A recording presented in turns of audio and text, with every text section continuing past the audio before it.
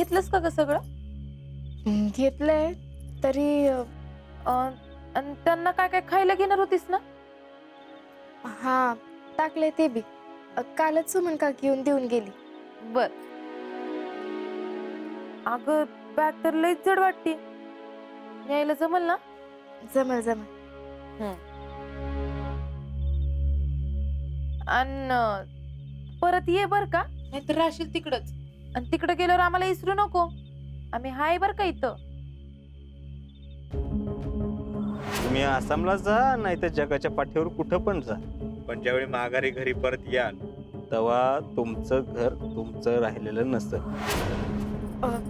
जयश्री, माझं एक काम कराल का? मी तिथं गेल्यावर इथं सगळं सांभाळून घ्याल ना? तू यायच्या आधी सगळं मीच करायचंय ग. नाही नाही तसं नाही, पण काळजी वाटते म्हणून म्हणलं. त्यात काय एवढं काळजी करण्यासारखं? तुझ्या माघारी आम्हाला कोण खाते वे?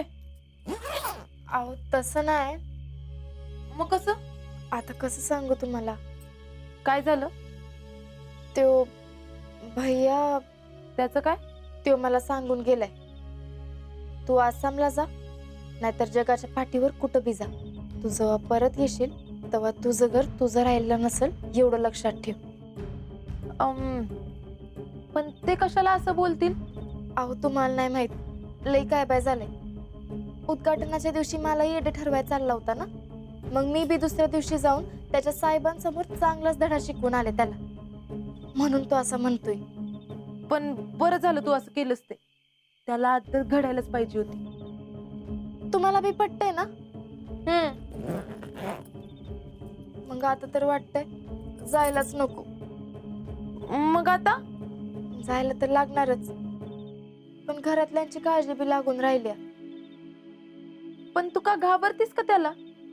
नाही तसं नाही, पण काळजी तर वाटणारच ना. पण तू काय काळजी करू नकोस, मी हाय ना इथं, बिंदास राहा. व्हय, तसं आपण फोनवर बोलूच की. आता तू कशाला आम्हाला फोन करतीस बाई? अहो नाही नाही, असं कसं करणार की. बर, बघू की आता. आता आवर सगळं.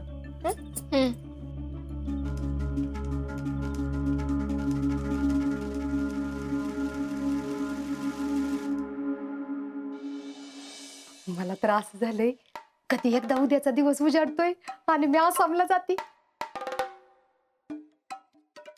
आव पण तुम्ही का तोंड पाडून बसलाय?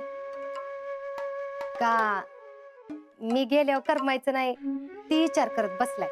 अगं मी काय म्हणतोय पुष्पे, तू नाही गेलीस तर? आव आता काय झालं? तू थांब इथंच. झालं, लागला का येवळायला? अगं तसं नाही. तरी वाटलंच मला, अजून ह्यो बाबा कसा काय बोलला नाही ती. तुझी गरज आहे इथं. आव कधी नाही ती 4 दिवस बाहेर चालले तर ती बी बघवण वय तुम्हाला. ती काय नाही बघा, मी जाणार म्हणजे जाणार. अगं तसंच काहीतरी कारण आहे म्हणून सांगतोय. ती काय का असना, पण मी आता थांबत नसती बघा, मी जाणार म्हणजे जाणार. पुष्पे तुला एकदा सांगितलं ना, नाही जायचं म्हणजे नाही जायचं, माझं ऐकायचं, नाही जायचं. झालं झालं का ओरडून? ओरडून बोललं की गप्प बसती, माहित झालंय ना. आणि गेली तरी बी माझ्या मनाला रुकरुक लागून राहणार. अगं ऐक पुष्पे, तुझ्या जाण्याला माझा विरोध नाही, पण अगं कारणच तसं आहे. मग कारण काय आहे ती तरी सांगा. ती सांगतो नंतर. हाय का आता नंतर कशाला, आत्ताच सांगा काय असेल ती. बर सांगतो. भैया आला होता मला भेटायला कारखान्यावर. का हो? त्यानं जयडीला मागणी घातली लग्नासाठी. काय भैयांनी? अगो बाई, मग काय सांगितलं तुम्ही त्यांना? अगं मी काय सांगणार, मला त्याच्यावर काय बोलावं कसं बोलावं काय सुचनाच. आव म्हणजे तुम्ही काहीच बोलला नाही बे? अगं काय बोलणार होतो मी? आव काय म्हणजे काय? होय म्हणून सांगायचं आणि काय? असं कसं लगेच हो म्हणायचं? माग काय झालं होतं माहितीये ना तुला? आव असं काय करताय? स्थळ गावातलं आहे, आणि खर्च बी सगळं चांगलं आहे त्यांच्या. अहो असलं स्थळ शोधून तरी सापडणार आहे का जेडीला आपल्या? पुष्पे, तेवढंच नसतं बघायचं, माणूस बी बघायचा असतो. अहो आता माणसात काय खोट आहे तवा? अगं काय खोट आहे म्हणजे? त्याच्यामुळे आपल्याला किती अडचणी आल्या होत्या माहितीये ना? केवढं रामायण झालं होतं. अहो त्यांच्यामुळे काय अडचणी आल्यात तवा? उलट ह्या शितलीमुळेच फुकटचा वाईटपणा घ्यायला लागलाय मला. अगं असं काय करतेस पुष्पे तू? आज्या शीतलला हे अजिबात आवडणार नाही. होय, पण तुमच्या भाच्यासाठी माझ्या पोरगीचं परत एकदा वाटोळ होऊ दे का? अगं काय वाटोळ होत नाही. आपण तिच्यासाठी चांगला पोरगा बघू, पण हे लग्न होऊ शकणार नाही. अहो देव एवढं नशिबानं द्यायला लागलाय आणि तुम्ही कर्माने घालवायला लागलाय. परत पश्चाताप करायची वेळ येऊन देऊ नका म्हणजे झालं. अगं असं काय बोलतेस तू? नाहीतर काय. अहो हे बघा, माझा तर अजिबात ह्या लग्नाला विरोध नाही बघा.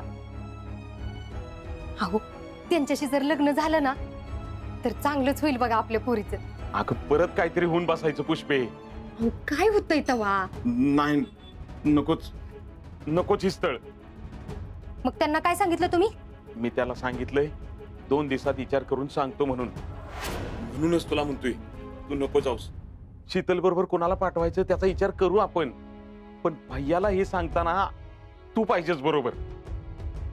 बरं, मग आता त्यांना काय सांगायचंय काय नाही सगळं ठरवलंय का तुम्ही? होय, फक्त तुला सांगायचं बाकी होतं.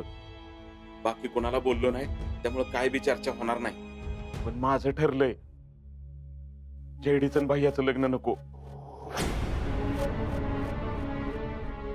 ठरलंय ना तुमचं? मग मला कशाला विचारताय?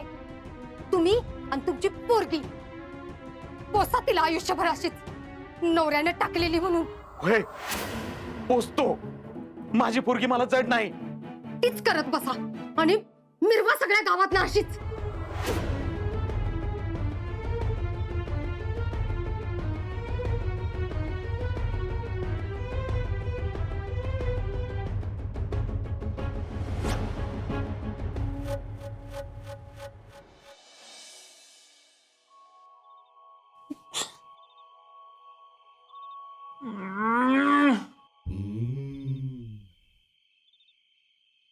आईला आज म्हणलाय नाही आलं तर तंगड तोडतो. गॉड, कसलं कन्फ्युजन हे ये. एकीकडं माझा जीवा भावाचा दोस्त आहे, तर एकीकडं माझं लव आहे.